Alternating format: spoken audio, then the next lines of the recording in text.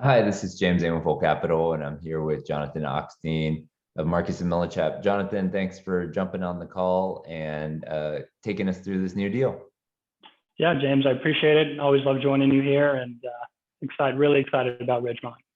All right, let's just maybe to kick it off, give people a little bit of your background, and then we'll get into this deal. Yeah, absolutely. So joined Marcus and Millichap on the Llewellyn Hoover team last August in the midst of COVID. I specialize in 75 units and under in Tarrant County. Love the team, been a part of several transactions this year, and like I said, just very excited about the Ridgemont out on the market now. All right, let's get into this deal. So 60 units, Fort Worth, Texas. Let's talk about maybe the location of where the deal sits, and then we'll get into the specifics. Yeah, absolutely. So it's in a phenomenal location, West Fort Worth, right off of I-30 and Ridgemar Boulevard. You're 10 minutes away from downtown Fort Worth. You have Ridgemar Mall 10 minutes away as well. Lockheed Martin is out there, several minutes away from the naval station. And like I said, you're in the heart of Fort Worth for the most part, right outside, and great residential pocket, great multifamily pocket, great tenant base out there as well. And West Fort Worth real estate is where you need to be. Yeah, so you got sort of Chisholm Trail, sort of going southwest. You also got I-30 going out west, and then a lot of stuff sort of along West 7th there, west of Fort Worth. So that's perfect. So here's some pictures of the deal. Maybe talk about sort of the current status of the property and where you think we can take it from here. Yeah, absolutely. So the big thing about this property is the value creation that the current ownership left on the property. So he went in, took over and renovated about 30 of those units, so 50%. And you can see that those units were still, though renovated, partially renovated. And there's a lot of room, a lot of meat left on the bone, even in the partially renovated units.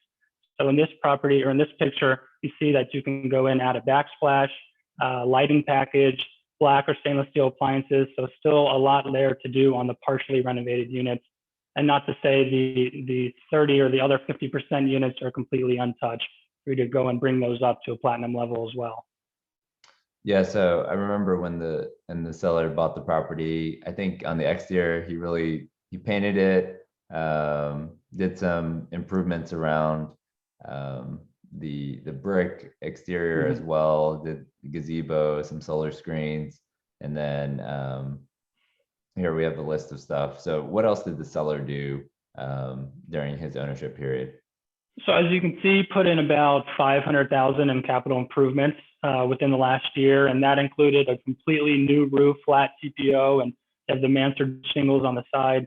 Got a replacement. What he did was replace all the stab blocks to General Electric, I believe, and then not to say the interior upgrades, about 50% of those units.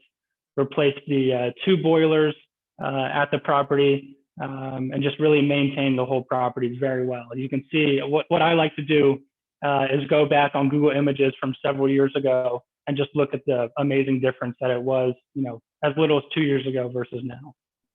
So talk about the unit mix that we have currently on the property and sort of where you think you can take rents, whether it's 1 bedrooms or 2 bedrooms. Yeah, so we have 24 1 bedrooms versus 36 2 bedrooms. Very large 1 bedrooms, average square footage is about 835 square feet, and very large 2 bedrooms. So total average square footage is over 1,000 square feet on the entire property. What we're suggesting is going in and of course renovating the remaining of those 30 units that haven't been touched. And just that alone will create, an insane amount of value creation of over, total cost would probably be $210,000 is what we're estimating, with a 70% total yearly NOI improvement just on those renovations of the 30 units. And then the partially renovated units, the other 30 going in there and renovating those. So you're seeing on the partially renovated to platinum around $100 to $115 premium and rent increase. And then on the units that have been not touched, not upgraded, that's around $190 to $200 rent increase. And then jumping back, so we'll save some money for interior rehabs. Do you think if people are sort of working on their rehab budget, what other Mhm. items do you think people should, put aside money for on this deal? I would say put a little money aside for the chiller. It's around 10 years old. They just replaced one of the pumps, had a chemical scrub on it. It's in great working condition. But I will say, given in Texas, that's going to be something you're going to need a budget for. There's some other great interior upgrades. The current owner renovated or put into 9 units washer and dryer connections. I would say budget for that, replacing or putting that into another 30 units. You have covered parking, expanding covered parking, expanding reserved parking, water conservation program that's left to be done on the whole property, as well as the opportunity to convert the large one-bedroom units, 835 square feet, into a two-bedroom unit because of the demand in that area for two bedrooms. And then how's the seller currently managing the property? Are they self-managing or do they have a management company? So their management company is called Fairmont Management, and I believe it's their company. Okay, all right, so let's jump over. All right, so we talked about the value creation. We talked about sort of the interior upgrades. Anything else that you wanted to touch on in terms of items that the new buyer could do? Yeah, so one of the main thing that, and you can see it on the list as well, is just converting the office, the current office on the property into a one-bedroom unit slash an office. So it's currently occupying a two-bedroom unit, completely upgraded. There's still room to go in there and add the appliance package in there as well, but it converted into a one-bedroom and take the other one-bedroom to convert that into the on-site leasing office. And that way it would be inside of the gated community as well by adding that door within the gates. So the leasing office right now is a two-bedroom? Is that what you said? Yes. Okay, all right. So you're just saying bring it to a one-bedroom potentially, or do you Yeah. think you Right. need a leasing office here at this property? I think it would help. The current leasing agent it's a very close community. She doesn't live on site, but it's a close community. The tenants like having them there if there's any issues or if just anything that they need. She does host some tenant events. I believe she's hosting a Halloween party coming up, definitely Thanksgiving. So it's nice to have a leasing agent to coordinate all of that on site. It's always a little scary when people dress up their units or the outside of their Right. units with Halloween decorations. Always makes me a little scared. And then maybe touch on the water conservation. Yeah, so you can do a water conservation on all of the units or on the entire property, and that would, increase the revenue by, or the cost of it per unit would be about 650, 645, and then your annual savings you're looking at, close to 15,000. All right. That's good. Okay, so we talked about the interior, sort of what we can do, maybe compare it to some of the comps and what you're seeing in the market on one-bedroom and two-bedroom units. Yeah, so like I mentioned, it's a large multifamily pocket over there in Ridgemar. You can see that just based off this, your rents are still well below some of the competitors.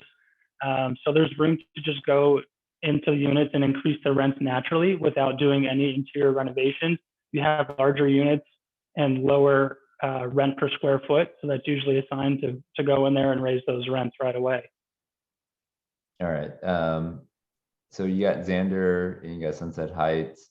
Any particular one that you think is a better comp here in terms of rent comps for Ridgemont? I would say that Xander would be a good comp. It's similar square footage. We're still, slightly larger rooms, slightly larger units, but I would say that, they're given the vintage of the property and location. I would say Xander is a direct comp, and as you can see, those rents per square foot on smaller bedrooms are, much larger than what we're getting, 128 compared to 111, 102. So I would compare Xander. I would look at Xander. I would look at Sunset Heights as well. Like I said, similar size. We're still a little bit larger, and their rents are still a little bit more. So you're able to push closer to that competition. All right, so we're gonna come in. Let me see what so we had about 425,000 in potential items here, and then you estimate about 176,000 in sort of rental or income growth. Mhm. So let's see how that sort of translates over. Maybe compare, year one, what you think sort of the big ticket items are in year one to really drive NOI growth, and then sort of over, let's say, a 5-year forecast. Right. So like I said, you're creating, potential value of over 3.5 million and increasing that NOI estimated around $176,000 by doing all those interior upgrades, doing all of those upgrades on the entire property. So just by taking a look at your pro forma year one and gross potential rent of 746,000, I mean, right away in year two, that's increasing by almost 100,000. Just in year two after your renovations and after your capital expenditure is completed.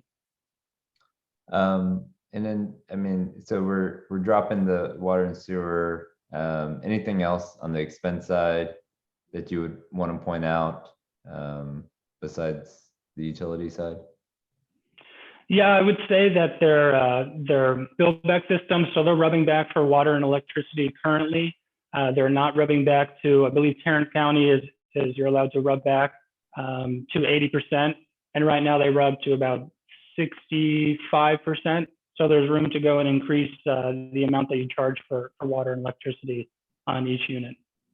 All right. And then, do you guys have a whisper price on this deal? So right now we're whispering 6.4 million to 6.5 million. Okay. Around 106 to 108 a door. All right. And then it's about what, 65, 70% two beds on this property? Yeah. Is that right? Mm-hmm. Okay. All right. Yeah. So we looked at it a couple different ways. Just doing a Freddie SBL, they're going to look at sort of what the in-place income is. And so they were getting to about 4 million, but we're actually seeing improved collections the last couple months. So that number might actually tick up from where it's at right now. And then, you could do a 5, 7, 10-year term, get anywhere from 1 to 3 years IO on that, and get the rate probably around 3.5 to 375. And then that's on a step down prepay. Freddie SBL still has 6 months P&I on their COVID reserve on acquisition. So just bake that in to your assumptions. And then if you wanted to go a little bit more higher leverage, you could do non-recourse bridge, and that's going to be 75 to 80% purchase price, 100% of rehab. So if you wanted to do the full rehab, like they recommended, it'd be like 400,000. So you could increase that budget, and that's going to be on a 3-year initial term, 2 1-year extensions, and then 3 to 5 years IO potentially. And then the rate. So this is a smaller loan. It's 5 to 10 million. So you're probably going to be in that 4 to 4.5% range, just depending on sort of your strength and sponsorship team on the non-recourse bridge. And then if you want to close even faster, we didn't talk about these, but Freddie SBL and non-recourse bridge right now, they're probably at least 45 days, if not probably 60 days in terms of closing. If you want to close a little bit faster, let's say you want to close by year end, then you're probably going to be looking at a recourse bridge loan, and that'll be about 75% loan to cost. So pretty similar to here, except it will be a fixed rate. So your fixed rate will probably be around 4.25 to 4.5% on a recourse bridge loan. But those you will be able to close probably 30 to 45 days on those types of loans. So, Jonathan, do you guys have a call for offers date set for this deal? We do. It is set for October 21st, so a week from today. All right. Well, anything else in terms of wrapping up on this deal? What do you want people to remember from this deal? Just want to reiterate and emphasize the value creation that is on this property. 60-unit deal. Owner went in there, renovated to a partial level, about 30 of those units. You can bring those partially renovated units up to a platinum level, and then the 30 that are untouched. And just the value creation that is left on this property for the future owner is there, and it's. I just want to emphasize that. All right. I appreciate you coming on, Jonathan. Always articulating a good case, and I appreciate it. So reach out to Jonathan. Here's his contact information to set up a tour in the next week. Go out and see the property and get your offers in. Yeah, looking forward to it. I appreciate you having me on here again. All right. Thanks, John.